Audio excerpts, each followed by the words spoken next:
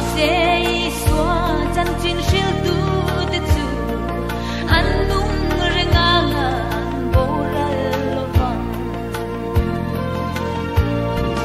lal parong bol du long nam le ram chu an la boral don si a ram le nam din chua na bul pui ber chu Krista chan chin cha shili ani ram le nam hi ipangai ani chua Krista chan chin shil mai ro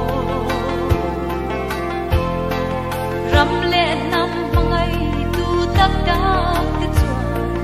Krista chan chin hi shil zen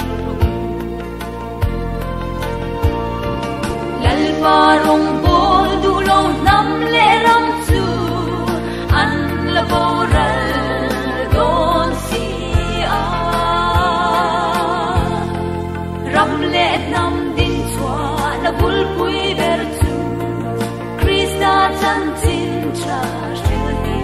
ani